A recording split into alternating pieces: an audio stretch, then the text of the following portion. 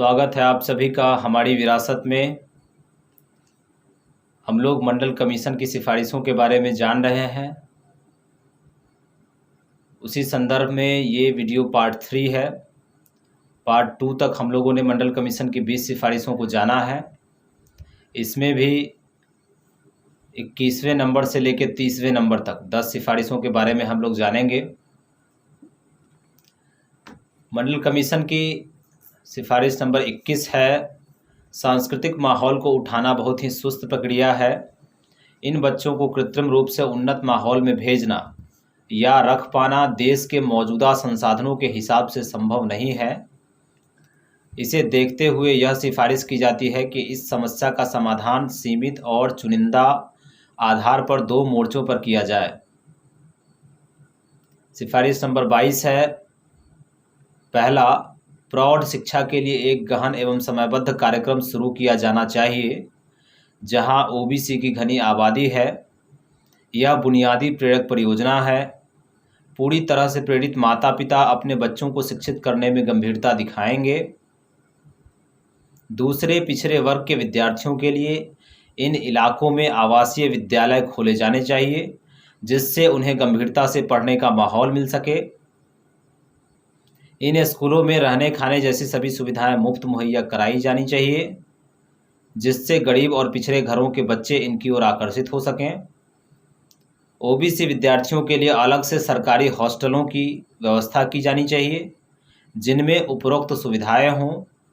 यह सही दिशा में बढ़ाया गया एक कदम होगा। सिफारिश नंबर 23 है। इन सभी मोर्चों पर सीमित पैमाने पर और चुनिंदा आधार पर शुरुआत की जा सकती है, लेकिन इस तरह की गतिविधियों को इतनी तेज़ी से विस्तार दिया जाना चाहिए जितना कि हमारे संसाधन अनुमति देते हैं।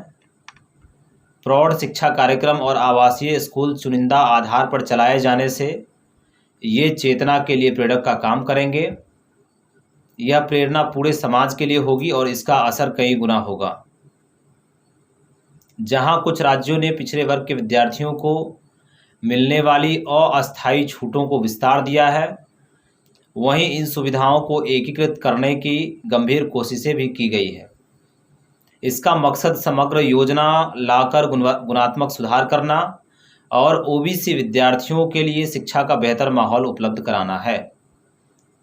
अनुशंसा नंबर 24 है। कुल मिलाकर शिक्षा बदलाव का बड़ा वाहक है।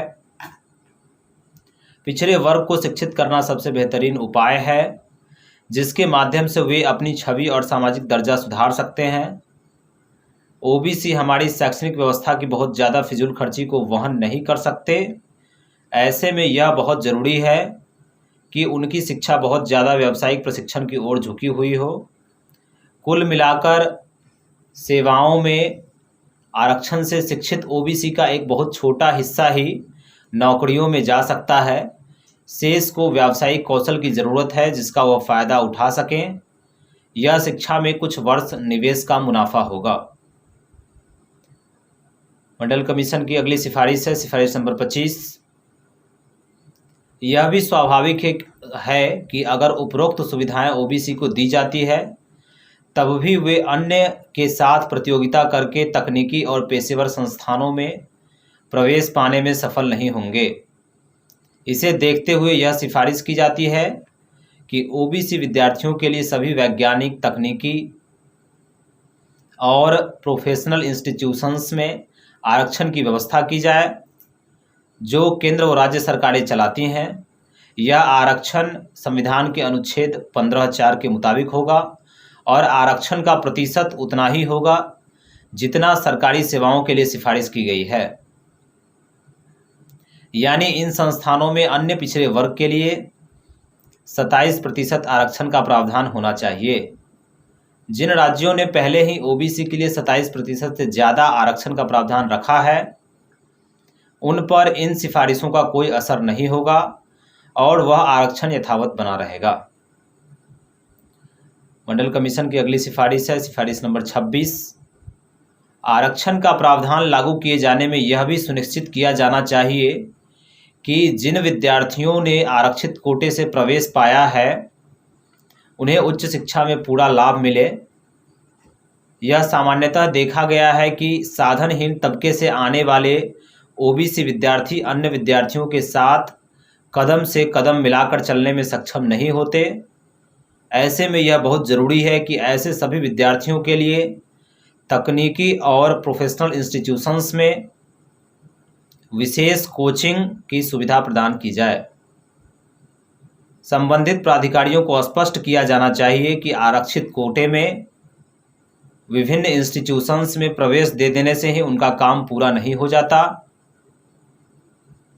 हकीकत में देखें तो असल काम प्रवेश देने के बाद शुरू होता है। इन विद्यार्थियों के लिए विशेष कोचिंग सहायता जैसी पर्याप्त फॉलोअप कार्रवाई की जानी चाहिए। अगर ऐसा नहीं किया जाता है तो यह विद्यार्थी न सिर्फ हताश और बेइज्जत महसूस करेंगे बल्कि देश को कम मानक के इंजीनियर, डॉक्टर व अन्य पेशेवर मिलेंगे। वित्तीय सहायता सिफारिश नंबर 27। औद्योगिकरण के परिणाम स्वरूप पुश्तैनी काम करने वाले व्यावसायिक समुदाय के लोग खासे प्रभावित हुए हैं। मशीनी उत्पादन और सिंथेटिक सामग्री ने गांवों में बर्तन बनाने वालों, तेल निकालने वालों, लोहार, बढ़ई आदि का काम छीन लिया। यह काम समुदाय विशेष के लोग पीढ़ियों से करते थे, जिससे उनकी रोजी रोटी चलती थी। देश भर में इन वर्गों का काम छीन जाने के बारे में सबको जानकारी है। सिफारिश नंबर 28 है। ऐसे में यह बहुत ज़रूरी हो गया है कि गांवों में रहने वाले ऐसे वर्गों के लोगों की उचित संस्थागत वित्तीय व तकनीकी सहायता और व्यावसायिक प्रशिक्षण मुहैया कराई जानी चाहिए, जिससे वे अपने दम पर छोटे उद्योगों की स्थापना कर सकें। इसी तरह की सहायता उन ओबीसी अभ्यर्थियों को भी मुहैया कराई जानी चाहिए जिन्होंने विशेष व्यावसायिक प्रशिक्षण प्राप्त कर लिया है। सिफारिश नंबर 29 है। निश्चित रूप से ज़्यादातर राज्य सरकारों ने विभिन्न वित्तीय व तकनीकी एजेंसियां स्थापित की हैं, जिसमें छोटे और मझोले उद्योगों को बढ़ावा मिल सके। लेकिन यह सबको पता है कि सिर्फ प्रभावशाली तबके के सदस्य ही इन एजेंसियों का लाभ उठा पाने में सक्षम है। इसे देखते हुए यह बहुत ज़रूरी है कि पिछड़े वर्ग की वित्तीय व तकनीकी सहायता के लिए अलग वित्तीय संस्थान की व्यवस्था की जाए। कर्नाटक और आंध्र प्रदेश जैसे राज्यों ने पहले ही ओबीसी के लिए अलग वित्तीय निगमों आदि की व्यवस्था की है। अगली सिफारिश है सिफारिश नंबर 30।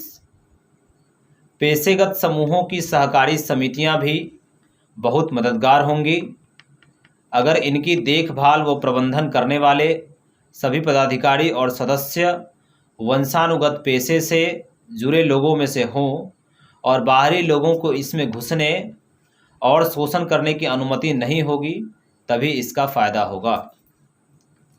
अगले वीडियो में हम लोग आगे की सिफारिशों को जानेंगे।